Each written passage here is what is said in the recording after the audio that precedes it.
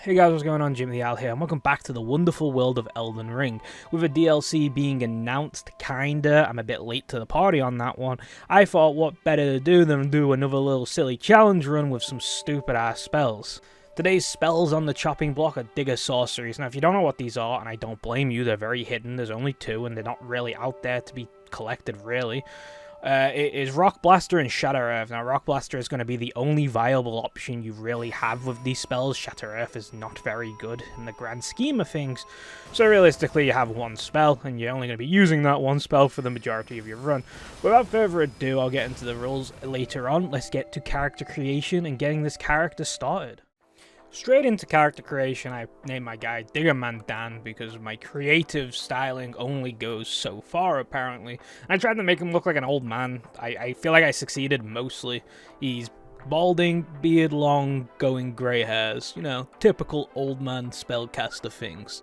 I started Astrologer, I think is how you say that, and Golden Seed, because I didn't have to buy bolts this time. And with this, we're ready to head out into the lands between, where only big opportunities and big spell castings await. Into the open world, I quickly try and adjust my Estus flasks like I have any clue, because I'm going to be honest, this is the first time I've ever actually truly tried to play a magic class in any Souls game, and I chose Digger Sorceries out of them all. I went and got Torrent because there is a big problem with these spells. They are very distant between each other. One is in the lake, one is in Khalid. That is a big distance to travel for both. One you can get teleported to, so it's not that bad. The other one I've got to make the run. So I thought it was best to get the spells and the staff out the way first before going to get anything like a physics flask. Once Torrent was gained, it was simple as running over to the dungeon where you can get the chest to teleport you directly to the dungeon needed for the spell. This dungeon will nag you Rock Blaster, the best spell out of the two, the only usable one out of the two. Seeming Shattered Earth, I didn't find a real use for it because it didn't have that great AoE, didn't have as much damage, so I don't really get why I would use it over Rock Blaster. Maybe someone else can explain that to me, but I just don't know. Feeling all good and smug about myself after fast traveling to Limgrave to make the long journey to go get Shattered Earth, I think equipping Rock Blaster might be a good idea, seeming so far I have no offensive spells to use, only to find out I do not have enough intelligence for Rock Blaster, didn't look at the wiki, still didn't look at the wiki to see if I could use Shattered Earth, just assuming Shattered Earth takes less intelligence, seeming it's a worse spell, and made my merry way over to the lake. Seeming I have a long stretch of time of doing fuck all, I think it's about damn time we went over the rules for this run. So pretty much the rules are not much different from the last run, because I don't want anything crazy just yet, mostly because I still don't think I am good enough at the game for crazy rules. Also, I just don't have the editing skills to make crazy rules seem fun and enjoyable, so we're sticking to kind of a basic run again. With those rules being no summons, that means NPCs, bells, and mimic tier. So I'm going to say no buffing except from talismans and flasks, and why I think this is very simple. I always see the physics flask as an extension of like the talismans in a way. They're an item that is not very, like, you don't have to have it, but it's very recommended to have it for your run of the game. Same as talismans. Technically, you don't have to ever equip a talisman. It's just very recommended you equip the talisman. That's the way I look at the flask. I don't think it breaks any runs, like, if I went and got a spell that buffed my damage instead. That's just how my view is. I don't know if that's controversial or not, but I just wanted to get out there because I didn't really say in the last video why I thought physics flasks was a fair game. Can't deal damage any other way than using Digger Sorceries, which is Shattered Earth and Rock Blaster. Last but not least, I kind of set a rule where I wasn't allowed to power grind / power level / soul grind my way through the game. Kind of had to, if I wanted to get souls, go to an area, kill the enemies, and do the bosses. That was like the only way I could do it. I couldn't go to a location and just farm enemies for unlimited amount of souls. That was the last rule I imposed. Everything else was fair game from that point. Any armor, any staff, anything along those lines was fair game as long as I followed these rules. And with all those rules out of the way, the run is complete, and we are at Rayulukaria's Crystal Tunnel, where we can get the oh-so-bad spell Shattered Earth. All the way to the end of Rayulukaria's Crystal Tunnel is where this spell is located, and this is our last spell that we can get for our arsenal of spells we can use for this run. And thankfully Shattered Earth does require less intelligence to equip instead of Rock Blaster, so I have a spell I can use now to do the final part of the setup that I need to do, which is grinding the Digger Staff. Grinding the Digger Staff is very simple, as you can see in the sped up footage that you're watching currently. All you gotta do is just run around this mine and kill anyone that is holding the staff, and you will have a chance to get it with a low drop rate, and I need 2 of them. It's very annoying. Let's get into the details though, as I keep running this fucking mine. Details are very simple. The spells are like okay at best, and we're in trouble at worst. They are long cast times, overtime damage with a big AoE at the end. They have melee range, and they also have uncancelable animations, long cast times.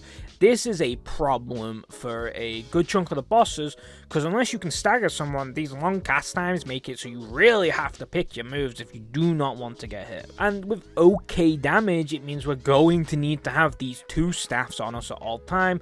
As long as we have 2 staffs on our character, that goes from a 20% increase from 1 staff to a 40% increase with both staffs, giving us a decent damage upgrade that's going to get us through this game.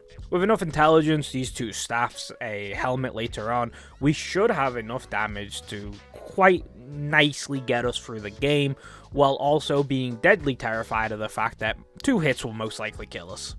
And with melee range. With the staffs achieved, there's not much left to do now except get the old roundups of physics flasks, golden seeds, tears and whatnot that I'll need. I also killed Kenneth Heights because he gives one, and I need that.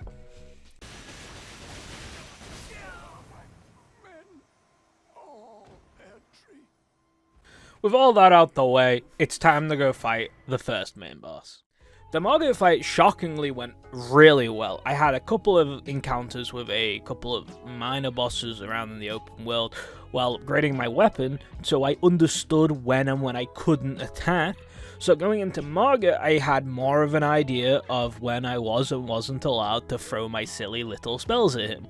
With this, I didn't realize I was going to be doing that much damage to him, that he really didn't pose much of a threat in the long term. I tried switching between the spells as well, giving Shattered Earth sometime, Rock Blaster sometime, slowly coming to the conclusion that Shattered Earth sucks dick, Rock Blaster goes hard. So like Shattered Earth is, I've got a big drill and I'm just slamming into the ground, I don't care, and I can reactivate it to get another slam for free. What Rock Blaster is I've got a big drill and I'm going to drill you in the face, and if I feel like it, I'll explode it for a bit extra damage. Rock Blaster overall just seems to be the better one of the 2. It's just more safer, more damage, overall just like can move while casting. It's just a nice overall thing.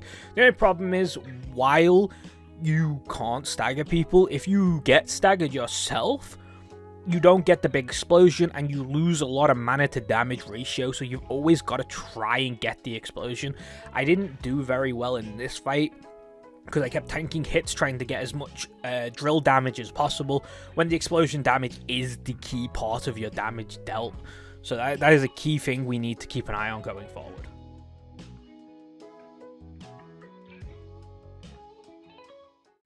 With 1 of 2 bosses downed in the castle, that means there's only one thing left to do, make the run to Godric. There's nothing really ever to this run, is literally speak to NPC 1, go to Bonfire 1, go to Bonfire 2, speak to NPC 2, grab Golden Scene, run past Giant, get Bonfire 3, fight boss until win. Like, there's not much to this run that you can really talk about. The Godric fight really shows that being greedy isn't a viable option with this sort of magic. You can't just kind of walk up and be like, yeah, and just fucking plow your drill into him and hope for the best. It doesn't really play out as you think it would. Trying to figure out when I can't drill, a lot of greed involved. We take an early first death, which I wasn't too pleased with. I didn't think I should be dying that easily to him. Second run put us back on the books, putting us all the way to second phase, which was a lot more easier than his first, seeming most of his fire moves, just like the jaw cannon, are just kind of like, hey, I can plow my drill into you. What is your answer, big guy? Sadly, Owl Boy over here didn't understand mana resources. Again, this is my first time really ever doing a full-blown mage build, so my mana consumption to savoring to actually landing hits is not on the best of levels, meaning we ran out of mana before we could finish this fight, making the second run null and void because I couldn't physically kill the lad. So everything learnt on the first 2 runs gets plowed into the third run. Pretty much simple as can be. We plow in, drill, explode. We gotta aim for the explosion. At the moment, we're not doing enough damage with the tick over to make it worth holding it for so long. So all we gotta do is very simply just go in, plow with drill, explode. Plow with drill, explode. Make sure we're hitting the explosion. That is the big damage dealer we have at the moment. Going into second phase, we go with the same sort of deal. It's much more easier to hit them, much more easier to land hits because you just wait for a fire move. Stop being greedy was something I had to learn very quickly because I'm a greedy lad. I just want to get these fights over and done with. Sometimes that goes in my benefit and I just hold down and go, yeah, matey, you get drilled. Sometimes it gets me hit and I just die stupidly over it and greed too much. But in this instance, I calmed it down, I just waited for the right moves, waited for the right things, and eventually, big old boss lad Godric fell to the ground, and Godric the Grafted was no more.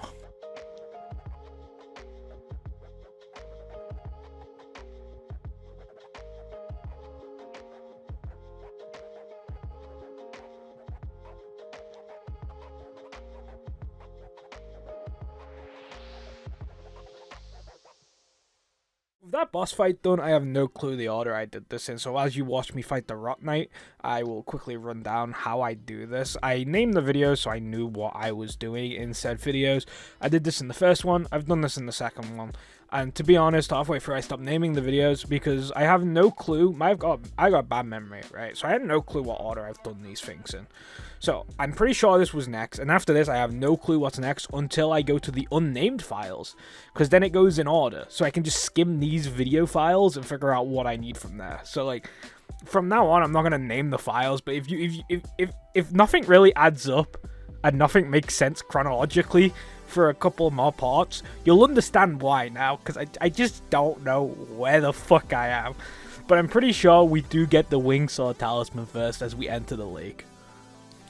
Now, by my calculations, I must have got the key for the school so that I could go into the school and fight the dog. So I got the key, ran past dragon, ran away from dragon, key, into school, time to do dog.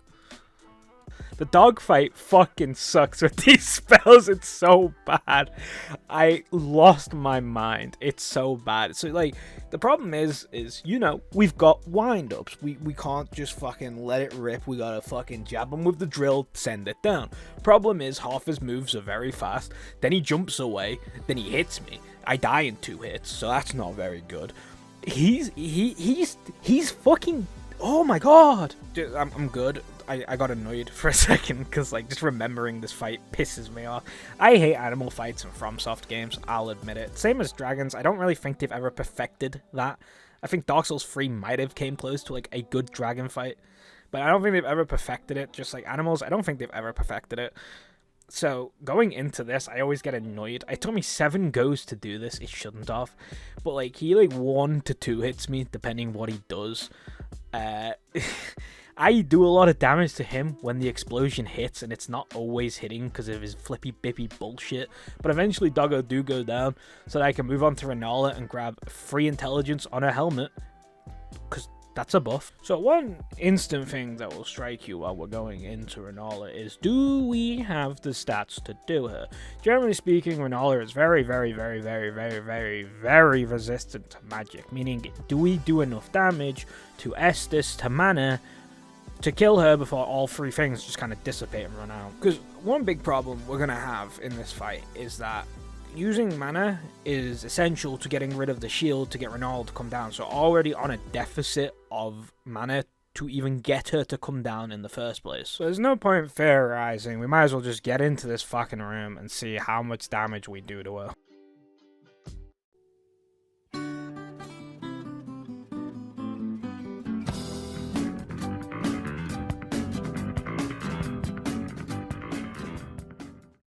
To say it was not doable would be an understatement. I'm pretty sure I would be out of Estises before I even got her to the second phase.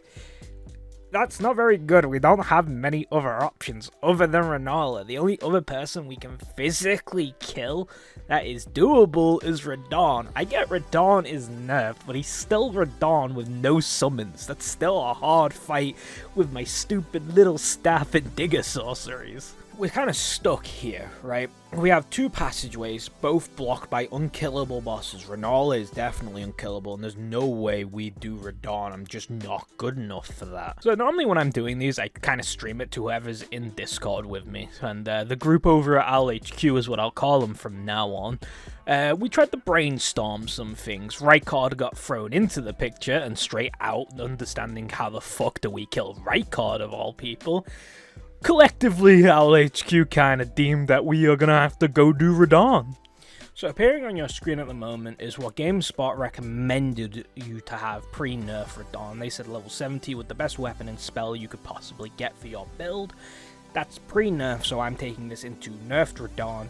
So I'm saying level 40, 45 should be fine, as well as just upgrading our staff. We have the best spell and staff we can get for this build in particular, so it's pretty much just go upgrade our staff and try and get some levels. With limited options of how we can actually get souls, because I can't fight a lot of bosses at the moment.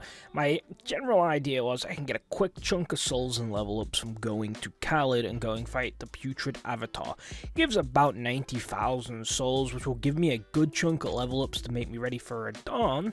Problem is, it's a fucking nightmare of a fight. Like I said, we got one cast time, so what we gotta do is the one and only time I ever used Shattered Earth for the whole fight. We Shattered Earth, equipped our armor so we could fast roll instead of medium rolling, and just went for it. It took so many attempts of just rolling, figuring out what attacks were safe and not. Eventually we got it down to Bum Smash was like the only safe move we have to attack on. So eventually it just became a rinse and repeat of run around until he does boom boom, and when he does boom boom we hit him. So eventually, after like if I had to fathom a guess from watching the footage, I think it took me like 15 goes, something around that number, 15 goes to do this fucking thing. Eventually the stupid tree falls over and we get a nice round 90,000 souls to spend. So without further ado, a couple of upgrades on the weapon and it's straight to the festival for Radon. I'm going to quickly explain why I have no armor equipped. Even with the basic mage armor you get at the start of the game, you are still in a medium roll stance. So to quick roll, I've de-equipped my armor. I felt like this was going to be a needed thing for Radon. I don't think it was in the end. So I end up equipping armor again eventually. But until then, you get to look at Naked Guy once again. Gives me jaw flashbacks.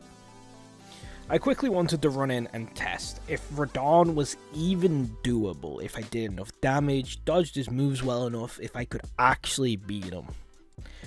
The results come out to a resounding yes. You do enough damage with enough Estus, if you dodge his moves right and don't get hit by the one-shots, we have a chance to move forward to the Lindell capital. We just gotta beat Radon solo with no summons. How hard can it be? So with this revelation, it is time to plow in and die and die and die and die and die and die and die to Radon. He is my one ticket to the Lindell capital, and I can't let him take that away from me. I just gotta keep throwing myself at him until I somewhat get a win. And after that last death, I kind of realized the next one could be it, because I was finally clicking with it. I've only ever fought Radon melee on my own once, and that was pre-nerf, and it was very difficult. Now that I have an understanding of the game a lot more, it's not as hard as I remember it being, but also it was nerfed. But that's besides the point. Once I learned his moves, how Rock Blaster works, and all that jazz, I was fully convinced that this was going to be the run. I was correct, this was the run. It was very simple once I got my mind around the idea that certain bosses, you cannot hold the button down, you have to just let it rip. Rock Blaster does a lot of damage when hitting them with the drill bit.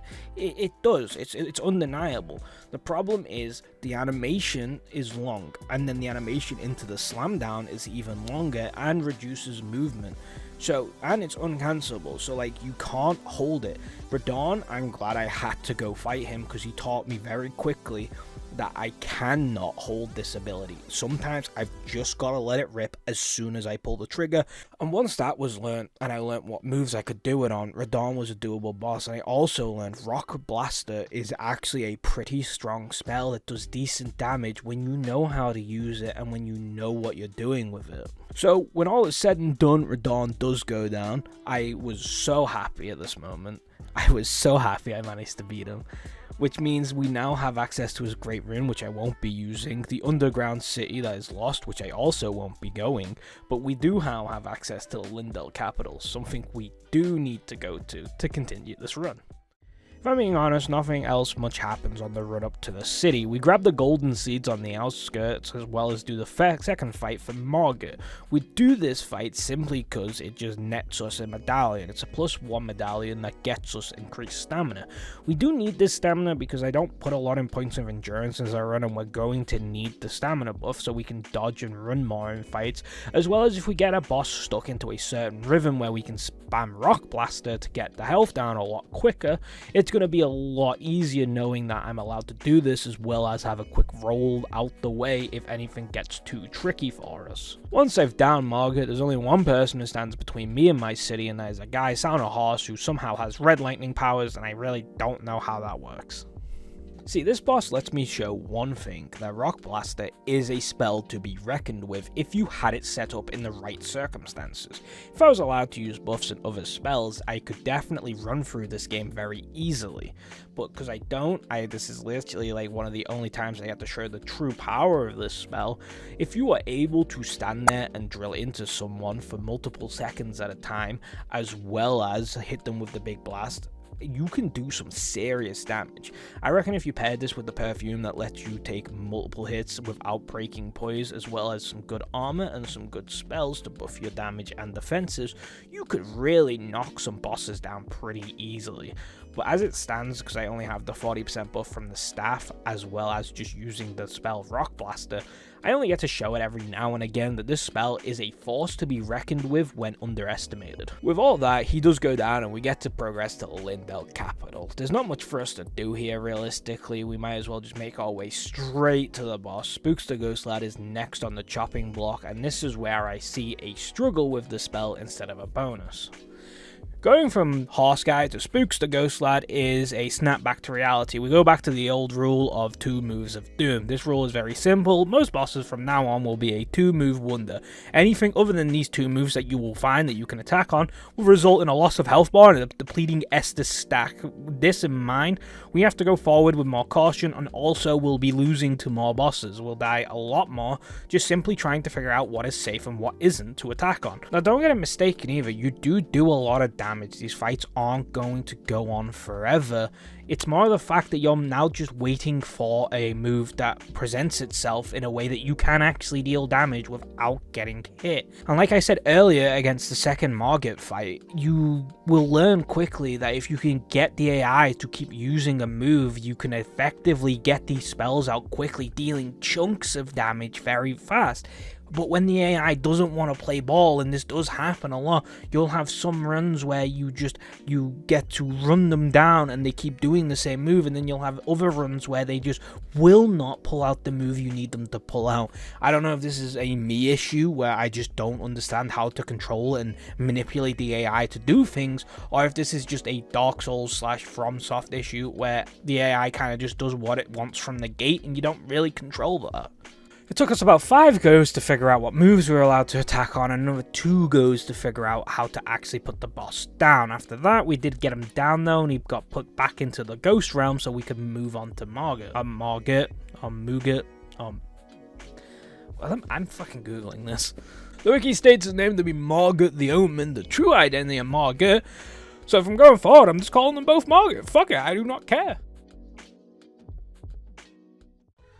So normally I'm in call with Owl HQ, so live audio doesn't make it into these videos, but going into the Margaret fight and fighting him for the first time, I feel like I said something that really encapsulates the whole run, like puts it all in a nice little bow on like how I would describe the run going for the most part. So this is the one and only time you'll hear my live reaction to anything.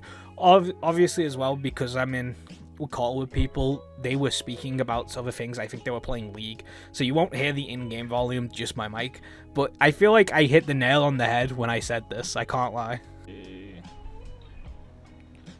That's good damage. Oh, he killed me. He one-hit me. Oh, sweet Jesus. I feel like this generally does capture how I feel about the run. You get into the boss fight and you go, I don't think I'm going to do a lot of damage, but we'll see. You end up doing a lot of damage, but then you also end up taking a lot of damage because of the slow recovery, slow casting. It means you will take that damage very frequently, to the point sometimes you will just get one shot by certain moves that you can't avoid because you pulled the trigger too early. But generally speaking, that's how I felt about most bosses. I'll walk in and be like, oh damn, like this boss is going to be hard, I'm going to do no damage, stick my fucking needle into him, go boom, boom, boom, boom, boom, boom, boom, and deal a shit ton of damage, be like, fuck, this is easy, let me do that again, and then I just get hit and die. I'm like, okay, wait, no, I need to figure out when I can attack. So here's the thing, I'm going to level with you. I don't actually know how to do this fight. I've watched the footage back, all 4 attempts, I've watched them all back, and I couldn't pinpoint a way I beat this fight. The best I could explain to you is I went on slam down moves. Any slam move he had normally has a long enough recovery time for me to attack on, so that's what I went on the most. I traded with his back tail a lot, which is a move where if you attack from behind, he will swipe out with his tail. This normally does stagger. I traded with that a lot, and I don't know why, in particular, why I thought this was the move to trade with, but it's what I did. I did go Google to see what people were doing in this instance. No one else has done this challenge run, so... Well, they might have done it, but they haven't uploaded it as a video, or they've named it something that just doesn't show up. Closest I could find was beating Eldenring as a Stone Digger Miner, and he used, like, the crush spells and stuff, so even then it doesn't even work in my context. And he also used the Mimic Tier, so like, it doesn't even work in my context still. But yeah, so I couldn't really explain how you do this fight. I'm very sorry in this instance. I really don't know what I did to win. I just kind of won. So 4 goes was all it took to finally down this guy. 4 goes is a pretty decent number of goes to down Margaret in my mind. First go you witnessed, it didn't go very well. Second and third go went pretty decently. They got second phase. 4th go, I killed him. Like I said, I watched the footage. I really don't understand how I win. I just kind of win. If you guys can see how I win and what tactic I used, please do just, like, fucking use it to win, because I can't explain it. But from here to the mountaintops of the giants, where we got all the way up to this non-problematic run, we've only really had one problem, and that problem was figuring out where we go from Renala, which we still haven't beat, by the way. But before we can even think about the fire giant, there's a big question about Renala, like I've already mentioned, as well as we got to upgrade our weapons so that the big boy is not as big of a problem. So something I've neglected to mention is there was goals throughout this run I had set so I would know when to go try Renala. Every time I hit a certain level, a certain upgrade, or a certain boss, I would go back to Renala to see how the damage is coming along and if she would be beatable or not. Most of the time it just turned out she wasn't doable. The only time that it seemed doable was before we went into the Lindell capital. On our way there, I went and tested out against Renala one more time. I got her into second phase, but she still wasn't killable. It was still tipped in her favor a bit more. So with that, I came up with the idea that the next goal would be Fire Giant. I can go upgrade my weapon a bit more once I've got the mountaintops of the giants, which means I can then go into Renala with it tipped just slightly more in my side of the scale, so that I can actually try and beat her in like a reasonably fair fight. First things first is Renala. You don't need an in-depth guide on how to beat Renala. It is literally pound kids, pound her. Could have used better wording, but I'm going to stick with it. Once you're in second phase is where the thinking part of the fight comes in. A real man's fight, if you will. The second phase is still annoying, even when we're so over-leveled and over-statted and over-upgraded for it. Just because the resistance to magic is fucking insanely high, as well as the fact that we've got a long cast time and she doesn't.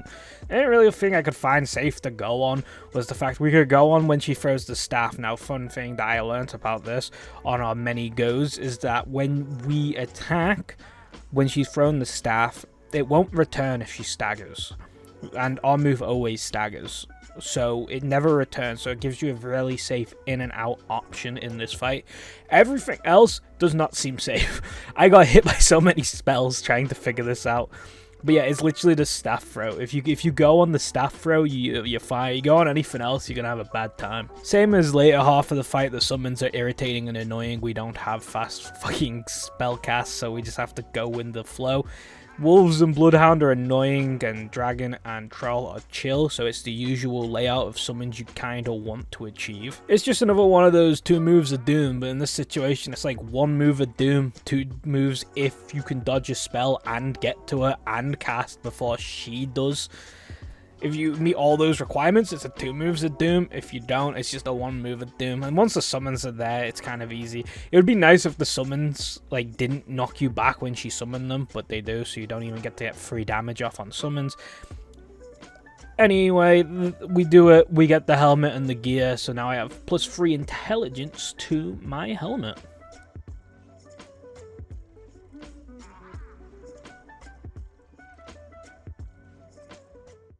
New outfit achieved. Doesn't look that great on my character, but we'll roll with it. All that's left to do now is go down the fire giant so we can creep ever so closer to becoming Elden Lord and proving Stone Digger sorceries are not the lowest class of sorceries out there. I don't care what anyone tries to tell me. So we make it to good old fire giant. This fight, it's lost all meaning to me at this point. The first couple of times I fought him, I thought he was cool. I thought he had some cool features, and I thought he was a generally fun boss. The more you play it, the more I always go, oh no, not fire giant sort of like feeling. But he's up to bat next, so that's fucking wonderful. So, first things I noticed instantly was I did decent damage to them. One thing I also noticed was his foot is so fucking hard to pin down sometimes that you just have to let it rip. Half the time I never hit him with the drill, I just hit him with the explosion, which still did decent damage, I may add. The only time I ever got to hit him decently was during second phase. It's mad that the first phase was the easiest phase for me. Normally it's the other way around. Fire Giant second phase always gives me trouble, but in this one it was always the first phase. First phase always gave me trouble because pinning his fucking foot down was insanely annoying. So second phase has this really fun thing that a lot of bosses like that have his sort of like character stance have.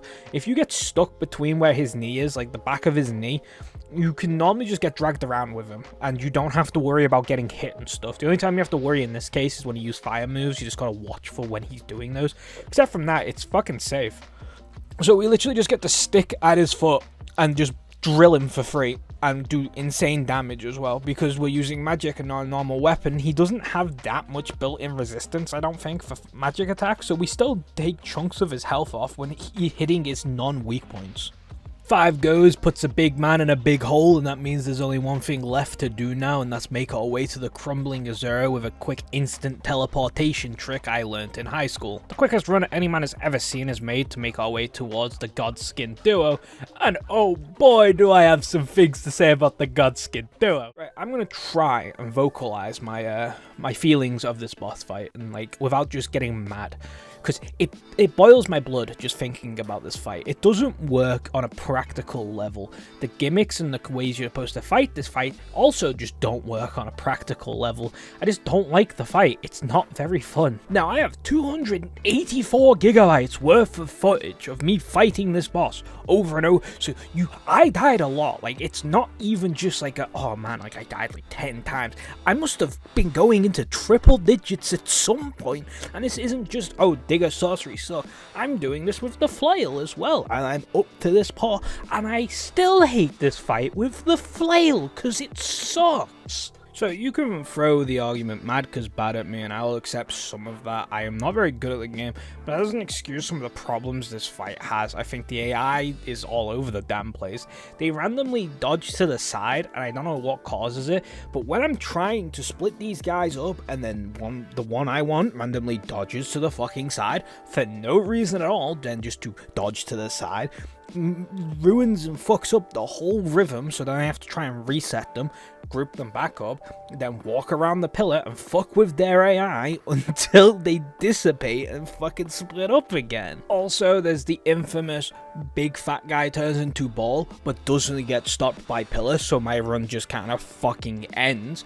This one happened a lot. It forced me to a point where I had to stop attacking him and go for the skinny flexible guy instead, because he was a safer option overall. It turned out to be the better option of the two for move wise, but also because there was less risk of a run just ending because a pillar, the fundamental thing to stop that move, didn't just not work and the run end. If I had to compare it to anything, it felt like Radon from the Jaw Cannon run. I didn't feel like I was ever getting better at the fight, I just felt like I was getting better RNG.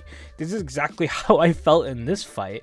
I generally don't think I felt like I ever learned anything better past like a certain point. It just felt like the RNG got better and the AI actually played ball with me. I don't know how to explain it. The fight just it wasn't fun. Like, not a single point where I was like, man, like, I feel like I'm improving and this is getting better.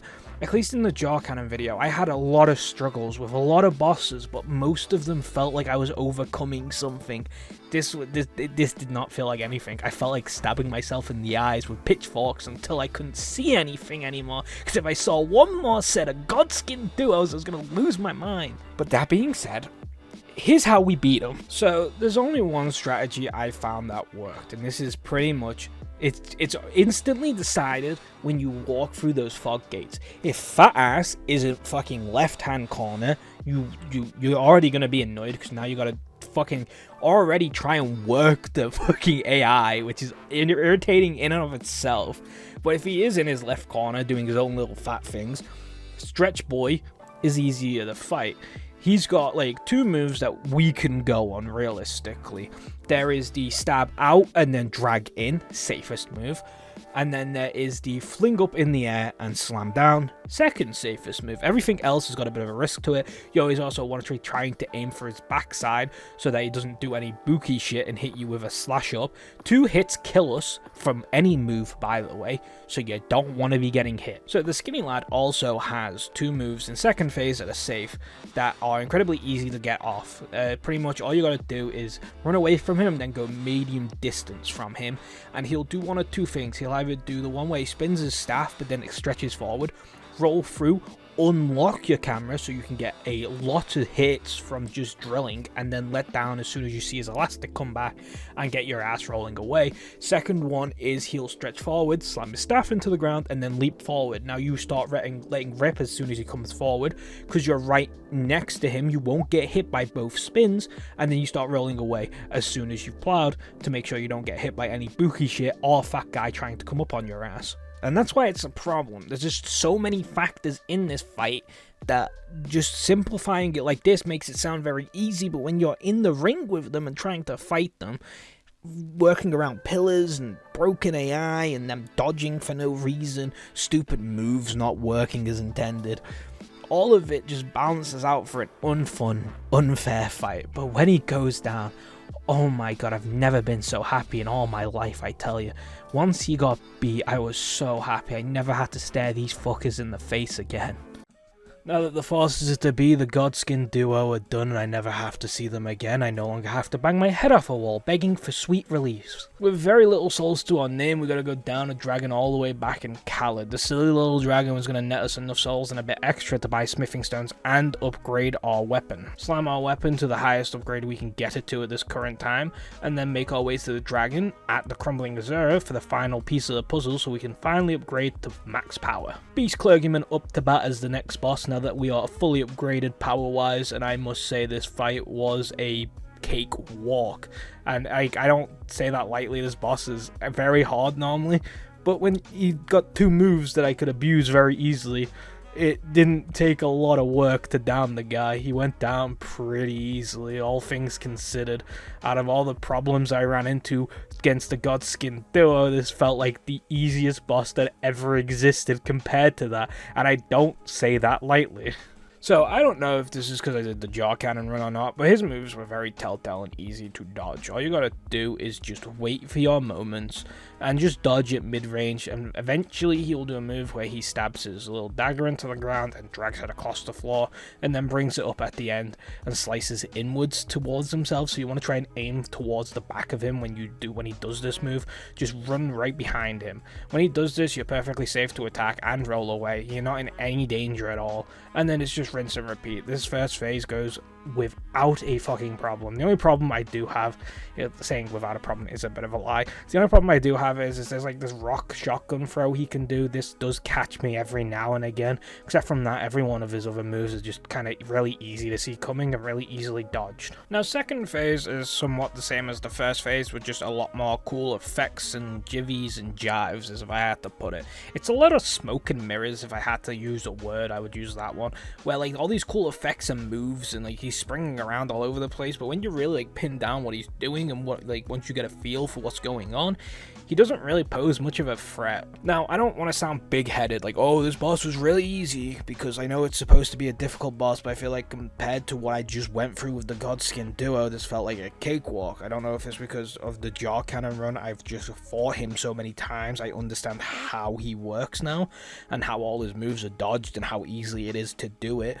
Or if it's the fact that I want to claw my eyes out and never want to see the Godskin duo again, and I never want to pick up a controller again. It could be either. It could be a mixture of everything. Who the fuck knows? Back to second phase and what we have to do to beat it. It's very simple, really. There's one move that you can go on, is when he slams his sword to the ground.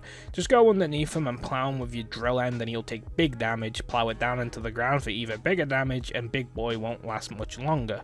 There's not much else to say about this fight. Like I said, it's a lot of smoke and mirrors. The best thing I can describe is that there's many ways he can activate this slam sword into ground technique. He'll do it off, like, bouncing off the wall, charging at you, stand still. There's many ways he'll try and pull this move out, so you just gotta kind of pay attention to what's going on, dodge the moves accordingly, and try and get underneath him when he's going for the slam. When all is said and done, this monster with a sword should be put down to rest, and we should be booping over to the Lindell capital. Oh yeah, there's 3 bosses that stand in the way between me and becoming an Elden Lord, showing the world the Digger Sorceries have a place among the other sorceries as the best sorceries to ever sorcery a sorcerer.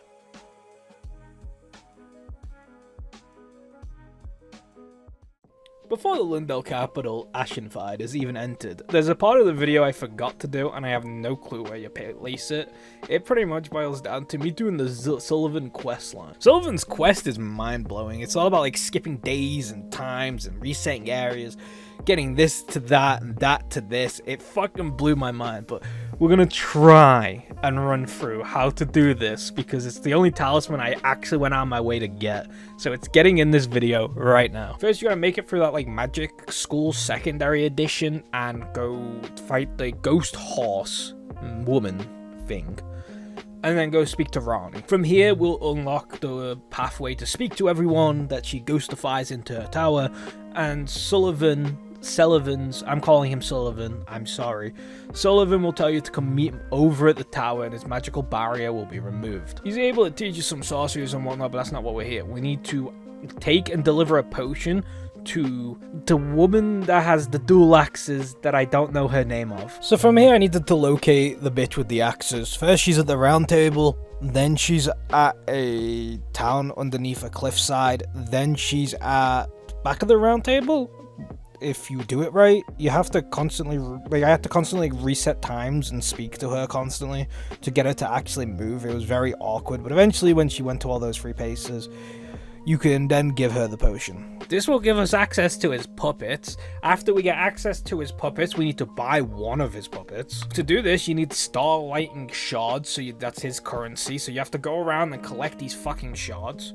Then you need to give him an Ember Starlight Shard, which is 1, and it's found in the Atlas Highway Junction, I think, is somewhere around there.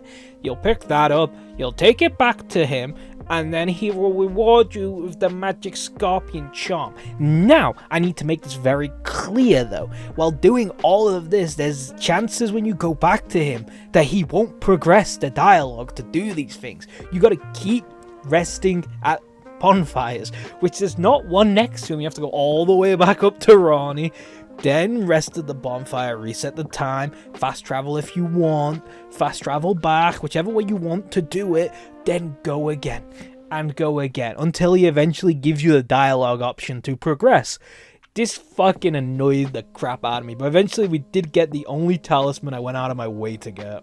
And now back to the future, where we're fighting an old guy with some stupid spells. There's not much to this fight, realistically. It's mostly 2 moves that really get under my skin and really fuck us over. There's one move where he puts a little buff on him, does a little silly fucking hand gesture, and he puts like a mark on him. When that mark is popped, I think it's when you do too much damage quickly consecutively, it pops and it blows up, and if you don't back away, it's just a one shot. Move fucking sucks. Then there's the light discs. They're like the Dark Souls 3 light discs you get, like the light frisbees you get as a spell in one of the DLCs. They are 10 times more powerful and much more irritating here than they are in Dark Souls 3. There's not much to it after this point. All the spells are really easily dodged. There's not really much else to say. Just run up to him, fucking slam your little drill into his side of his noggin, let it rip and repeat while staggering him to make sure old man finally gets put to rest. It was about time someone let him sleep. He makes a rude comment about Digger Sorcerers not being able to be Elden Lord. I find that's pretty ridiculous, as Digger Sorceries are the most powerful sorceries to ever enter the atmosphere. One more stop before me and the Eldenbeast can get acquainted Staff v Beast style. We gotta take down Godfrey, the first Elden Lord. Now, I don't know if he has the same moveset as Spooks the Ghost Lad, or if he has more, or if he swings faster, but only one move really felt safe, where I had 2 the other time, so I've only got to go with the fact that he either changes up moveset or just swings faster. I don't know which one it is, but he does one of the 2. So, if you know me, and if you watched the last video, I have nightmares about this boss, because I really hate the way they got very lazy for ranged combat, and their counter was, just have him dash an unlimited amount of times, just constant dashes, nothing but dashes, unlimited dashes. It really did annoy me, because up to this part, I think every boss is very, like, quote-unquote reasonable. Gods can do it, can suck a big one, but, like, well, every boss is reasonable, whatever playstyle you're going for. Even Renala, to a degree, once you have enough damage, it's doable, like, it's fair. But with this guy, there's like unlimited dashes. At least this time, even though I'm using magic, it's melee magic, so I'm in a good position where I don't have to worry about those infinite dashes. So I didn't go into this boss shaking with rage. I kind of went in chill and calm. So 10 attempts, I would say, and I finally have a rhythm and a good setup to beat this guy. It's very simple and it's very easy once you know what you're doing. He has a move where he slams his axe down, then swings it back around and slams it back down, right? While he's going for the second slam, you just run around him. Drill the back, slam. You gotta let it rip instantly. We can't hold on this guy. It sucks, but it is what it is. Once you do that, you just rinse and repeat. He's another 2 moves of doom kind of guy. You just gotta wait for it. Second phase is pretty much the same, if not easier, because I struggle to dodge the little rocks that he puts in the ground, and in second phase it's just a shockwave instead. And I find the shockwave easier to dodge because you can dodge each in any direction. It's like an instant cast, so like you dodge it no matter what, no matter how you dodge it. You don't have to delay it or anything. So that just helps a lot in the most part. But yeah, this is how simple this boss boils down to. Wait for axe slam, run around, dig his ass. So this fight could be hard if you don't get as lucky as I did. For some reason, the first attack I did on him instantly staggered him, so I don't know if his stagger bar carries over from or not, but he literally got instantly staggered. If I had enough mana, I literally could have killed him right then and there, but then I had to do the fight. The fight itself is the scary part. He is deadly. If you didn't do as much damage, it would be physically impossible to beat him. Let me explain that, because the fact that most moves, even if you dodged them, instantly launch the second you get his chance. Most of the time, he can turn around and hit you with something, so you need to be in with as many Estus as possible. If you get lucky, you get to roll away. If you don't get lucky, you get battered and bruised. So the biggest problem really boils down to just trying to get here without losing as many Estus as you can in the first phase. Or if you get lucky enough, he staggers it instantly, and you just get to blow him up from there. When all is said and done, Mr. Muscle Man falls to the ground, and there's only a boss left before we are done. So I was a bit worried about this fight damage-wise. If I'm correct, I think one of them is either Radon or the Eldenbeast is resistant to magic. I didn't feel like it at any point, but I swear one of them is. So I thought I should probably go get the rest of the Estises and Tears maxed out before I could Continue on. I maxed out the tiers. I think I was 1 Estus away from being full, but I thought I should be fine as long as we went with more blue Estus than normal Estus to refill our mana. Into the fight, Jar Cannon tech is in full swing. I know this guy like the back of my hand. I know what moves are safe, what moves aren't safe, what moves lead to what, how to dodge this, how to dodge that. I know it all by this point. Knowing this guy at the back of my hand means he's the easy part. As long as I can go through this with my 5 Estus and only using 1 or 2 to go into Eldenbeast, we are fine. We need a good couple for Eldenbeast just simply because he has some janky moves that I get caught by every now and again, so I need that safety blanket to make sure I can go in and kind of greed a bit. But with Radon, I don't need that safety blanket. I know what he's made of and I know what moves are safe. This is one of the fucking surprise final bosses that I have 4 whole moves to go on. That's insane. I have his normal 2 that I used in the Jar Cannon run, the grab, which instead of rolling away from multiple times, you just have to wait and roll into the explosion and you can get a quick trigger off. Quick drill and in, you can't hold it. You've got the one where he sends the shockwave and then it explodes. This one, instead of rolling away from, we just path sideways and just run. And as soon as we get behind him and he sent the move, we just hold it. You can hold it for a good couple of seconds before you have to let it rip. If you're feeling lucky, you can hold it for as long as you want. Personally, I tried to hold it for like little times just because I didn't really want to risk getting hit. So we didn't hold it for very long, but if you feel like, if you're doing the run with me and you feel like you can hold this for as long as you want, just hold it and just let it rip as soon as he's recovering. Was the best overstay I could find. But except from that, I let go early most times. While he's in second phase, there's 2 other moves he can use. He can tell when he flies up into the air and slams his hammer down and slings a shockwave all around them. You can then hold it for like a quick second there and then let it rip and you'll do a decent amount of damage to him. It's a bit iffy again how long you want to hold it for. I only hold it for a few, so it's up to you. As well as when he does his little hammer slams where he goes slam, quick slam, hold for the fucking 7 years and then slam. If you dodge that perfectly, you can then have a little quick hold on his back and let it rip for another decent amount of damage. Again, we only hold it for a few seconds. If you're doing this run at home, you can figure out how long you want to hold it for and how long you feel safe doing it. But for us, we you know, as a collected team, I'm holding it for like a few seconds. With Radon, that doesn't leave many other people stood between me and my wooden chair to make sure that Digger Sorceries go down in the history books as the most powerful spells destined to take down gods and even beasts of Elden. Speaking of Eldenbeast, what can he do? Answer, not a lot. There's not much he can really do. Like, I don't understand this fight. Like, I still to this day do not understand how you melee fight this guy. I literally just run to the back of him and drill him for all it's worth.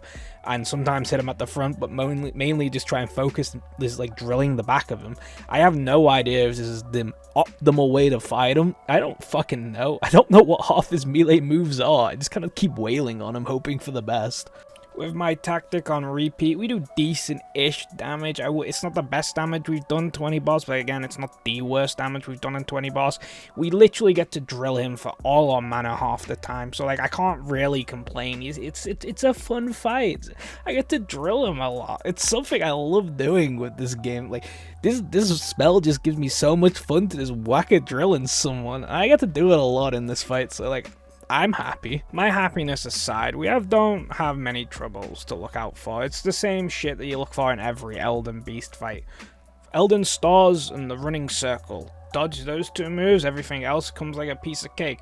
I don't know if the circles got nerfed, by the way, at some point, or the hit detection got fixed, one of the 2, because I generally felt like I was dodging it really fucking well. I never got hit by it once during my whole time trying to do the Eldenbeast. With all that, and a bit of a stagger later, the Eldenbeast does fall to Diggerstone Sorceries, which means there's only actually one other boss left to do. But before we get to that special boss, first I better claim my throne as the master of all sorceries Digger related and the wooden chair fanatic of 2023.